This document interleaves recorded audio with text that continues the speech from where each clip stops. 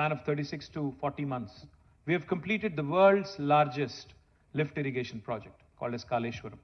Those of you who have a doubt, you can Google it. You can just type world's largest lift irrigation project. You would see Kaleshwaram. We're literally lifting water from about 82 meters above sea level, pumping it all the way through a multi-stage lift irrigation project, multi-stage lifting system, to 618 meters near Hyderabad at Kondapochamma Sagar in Gajuel. From there, of course, Hyderabad is at 535 meters. This project not only provides irrigation potential to 45 lakh acres of land, it also provides drinking water to Hyderabad and also most of the districts en route. And most importantly, it also gives you potential to industrialize. 10% of the water is also earmarked for industrial consumption. Why am I bringing this up? Because when water is in abundance, through Mission Kakatiya to the various projects that we have completed, 5 new revolutions are unfolding in Telangana as we speak. Now, what are these 5 revolutions? The first one, of course, is the green revolution. Telangana today is competing with the likes of Punjab and Haryana in terms of our paddy production, in terms of our ability to come out with world-class food products and agriculture products. I'm thankful to ITC, who set up a large unit in Tupran with more than 1,000 crores of investment. But I'm looking forward to working more and more with you, the rest of you, who are interested in setting up agri or agri-based industries, food or food-related industries in Telangana. Because we have a problem of plenty now with respect to water, agriculture produce, and what we can do with it. We, of course, are self-sufficient. We would want to ensure that most of this is exported, and we want to continue to unfold these revolutions and latch onto these revolutions. The first is a green revolution. The second one I'll talk about is a blue revolution. Telangana today, because, before the formation of the state, when somebody used to talk about aqua, we used to think about Godavari districts, Bhimavaram and thereabouts. But today, Telangana is the #1 state in India for inland fisheries. Because of all the rejuvenation that has happened in the lakes and tanks, 46,000 lakes and tanks in Telangana through Mission Kakatiya, and because of all the new reservoirs that have been built as part of Kaleshwaram, as part of other irrigation projects, we have become the #1 state today in India for inland fisheries. Now, what does this do? Today, my district, Sirsila, Rajanna Sirsila, has become a hub for aqua-based industries. Now, we have companies such as Fishin, CP Foods, which is a Thai-based company. Fishin is an American company, who are wanting to come there and set up cage culture and culture tilapia fish, export 100% to the United States. Now, these are opportunities, again, which I also want you to kindly explore, because we have fantastic fiscal incentives. We have the ability to customize packages for you. Please explore these as well. The third revolution that's unfolding in Telangana, besides the green and blue, is pink revolution. Pink revolution is not that of my political party, but of course that also is true. Pink revolution is the meat processing industry that's flourishing in Telangana because of the improvement in the number of livestock, because of a program that we have taken called as a sheep rearing. Our chief minister says something very interesting. Whenever we talk about skill development, whenever we go tell him, sir, we have this brilliant new initiative of skill development, he asks rather, skill development is good, but what about the already acquired skill that we have in our population? We have people who can rear sheep. We have people who can weave beautiful fabrics. We have people who can do magic, because that is what they've learned over the years. What about them, the brilliant craftsmen that we have? So what has happened in Telangana because of the sheep rearing program is our livestock has doubled. Again, we are now one of the largest meat producers in the country. And this gives us opportunity also to create meat processing potential, not just for Telangana, Andhra, but also for the rest of the country and also possibly for international markets. The fourth revolution that's unfolding also is white revolution, dairy revolution. In Telangana, when we started our journey 8.5 years ago, our state-owned dairy, Vijaya Dairy, was in losses. But today, Vijaya Dairy has turned around. It is actually giving a dividend back to the state. Not only Vijaya Dairy, we also have Karimnagar Dairy. We have Mother Dairy in Nalgonda and Rangareddy. All of them are thriving. And therefore, you see a white revolution unfolding. And please don't underestimate the white revolution.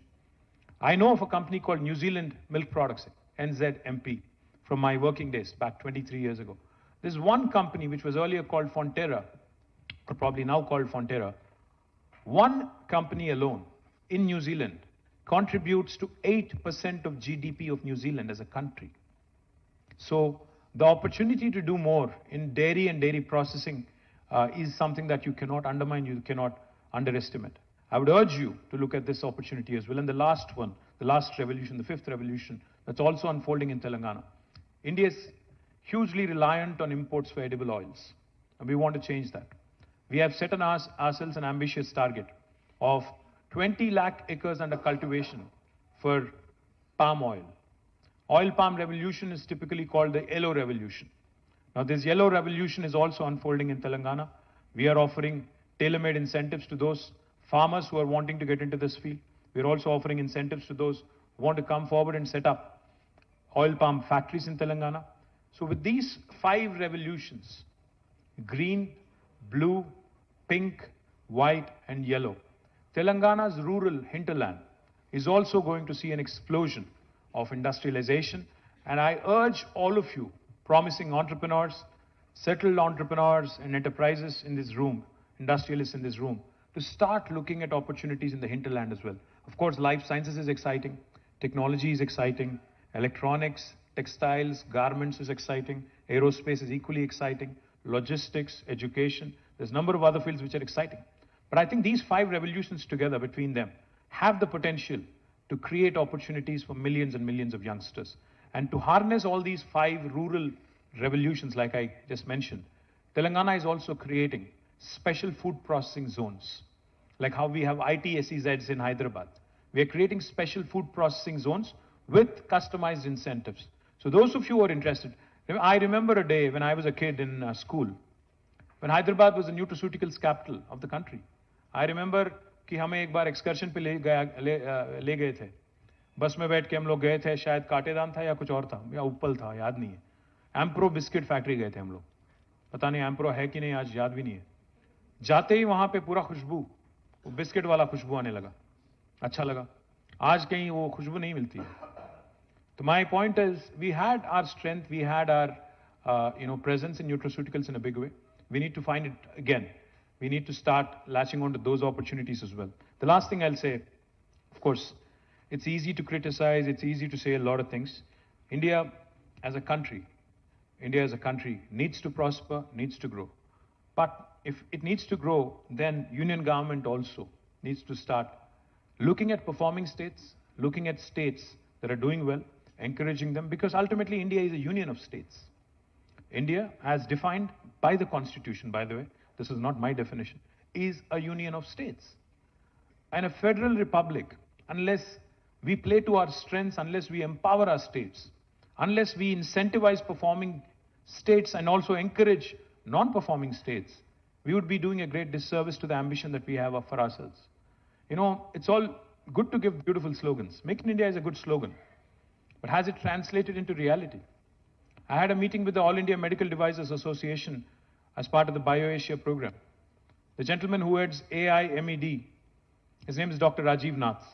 He told me, sir, we had 1,200 units in the past. Now 600 have shut down. We only have 600. We need to ask ourselves some hard questions. We need to introspect. We need to start asking questions such as, why is it easy for us to manufacture in China, import it thousands of kilometers, still sell them cheaper than our manufacturing, than locally manufactured goods? We need to have commonsensical answers to that. What about our duty structures? What about the availability of raw material? What about our illogical, conditions that not conditions, but in fact roadblocks that we put in the way of our entrepreneurs prospering and competing with the rest of the world? My humble request through this forum to all the industry here, to the people who have the ears and who have the ability to get an audience with Prime Minister and others, please tell them that there are states that are doing well, and if only the rest of India can possibly also do equally well, we would have already been a 5 trillion economy. If the rest of India actually did as well as Telangana did, I'll back it up with numbers.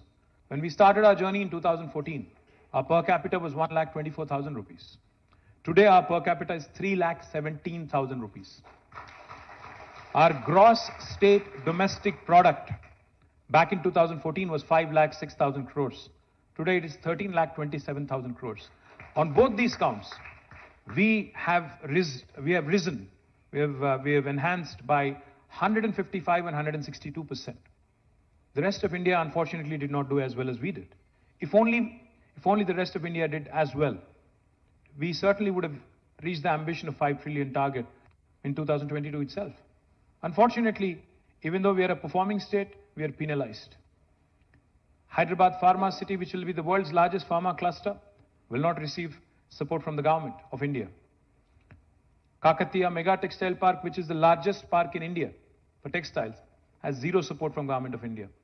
We will not receive new manufacturing clusters for electronics. We do not receive, we were promised in the Act, Andhra Pradesh Reorganization Act, that industrial corridors would be promoted. Special incentives would be given for industrialization in the state of Telangana and Andhra. I speak for both states. Unfortunately, they have not materialized in 9 years.